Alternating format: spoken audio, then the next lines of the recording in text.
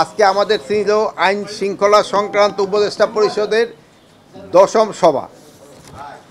এই সভায় আমাদের যে আলোচ্য সূচিগুলি ছিল অন্যান্য সময়ের মতোই আলোচ্য সূচি।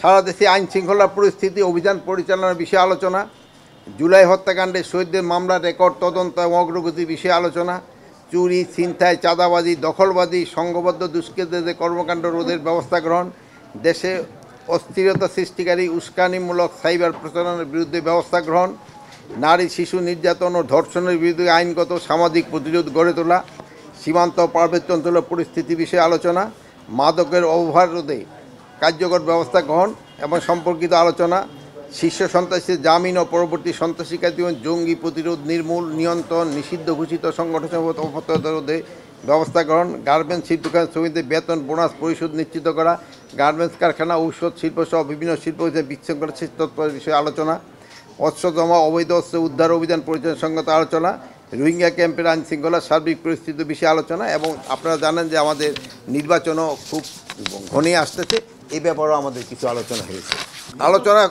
যেমন আলোচনা পথে সিদ্ধান্ত তো কয়েক পেজের বের হবে। যেমন ধরুন এর আগের সিদ্ধান্ত ছিল কত পেজ, ও অনেক পেজ। তো সিদ্ধান্তগুলো তো আমরা সব কিছু এখানে বলা যাবে না।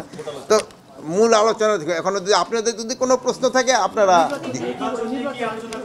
নির্বাচনের ব্যাপারে আলোচনা হয়েছে যেন আইন শৃঙ্খলা পরিস্থিতিটা যেন ভালো থাকে, এই জন্যেই কীভাবে আমাদের আইন শৃঙ্খলা পরিস্থিতি ভালো রাখা যায় এবং ভালো থাকে এই ব্যাপারে আলোচনা হয়েছে। এবং আমাদের এখানে মোটামুটি সব বাহিনী প্রধানরা একটা এনশিওর করছে যে ওই সময় পরিস্থিতি ভালো থাকবে।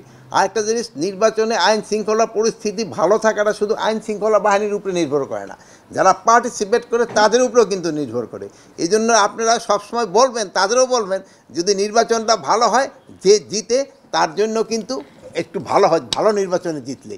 আর যদি কোনো রকম অসুবিধা হয় সেসব কিন্তু লোকজন বলতে এই নির্বাচন ভালো হয় না, জিতেন। এই ভাই যেমন ধরেন যে 3 ভোটে হারছে, বাট সাহস করে বলতেছে যে আমি 3 ভোটে হারছি, যেহেতু নির্বাচনটা ভালো হয়েছে দেখি কিন্তু সাহস করে বলছে। তার না হলে উনি কী বলতো যে আমার এই কারচুপির মাধ্যমে হারানো হয়েছে।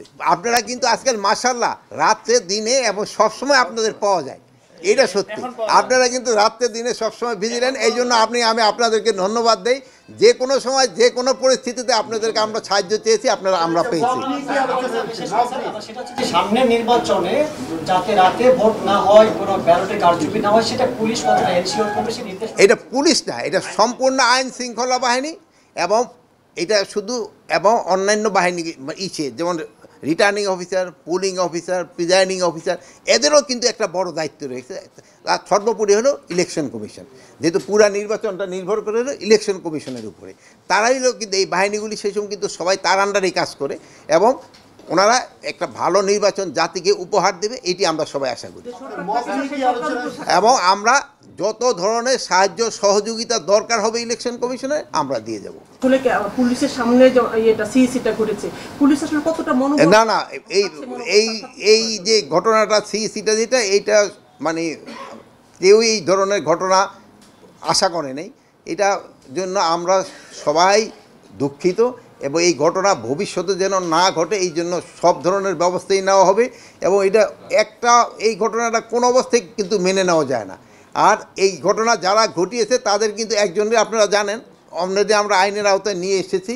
এবং অন্যান্য যদি কেউ এটার সাথে জড়িত থাকে, আমরা অন্যান্য আরও তো অনেক জড়িত আছে, ফুটেজ দিয়ে আমরা সবারই আইনের আওতায় নিয়ে আসবো। এখানে আমি আরেকটা কথা বলছি, এখানে যদি আমাদের বাহিনীরও কারো যদি কোনো রকমের দুর্বলতা থাকে তার বিরুদ্ধে আমরা কিন্তু ব্যবস্থা নেব।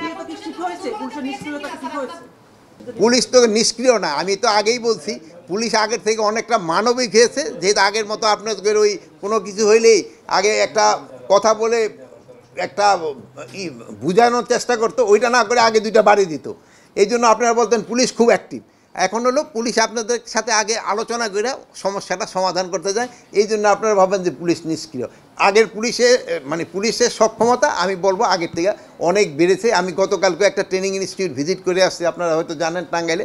আমি দেখছি তো তাদের ট্রেনিং এবং অন্যান্য জিনিস এবং তাদের মনোবল আগের থেকে অনেক ভালো হয়েছে। গতকালকে ছিল কিন্তু আওয়ামী লীগের প্রতিষ্ঠা বার্ষিকী। আমরা যে ধরনের তাদের থেকে আশা করছিলাম অত বড় ধরনের কোনো ঘটনা ঘটে নাই। এরা ঢাকা শহরে ওরকম কোনো কিছু করতে পারে নাই, আর আশেপাশে ওরকম কিছু আজকাল তো ভিডিও ফুটেজের মাধ্যমে ছোটো জিনিস অনেক বড় করে দেখানো যায়, ওইগুলি হয়েছে। বড় কোনো কিছুই করতে পারে নাই, তারা আস্তে আস্তে কিন্তু একেবারে নিষ্ক্রিয় হয়ে যাচ্ছে।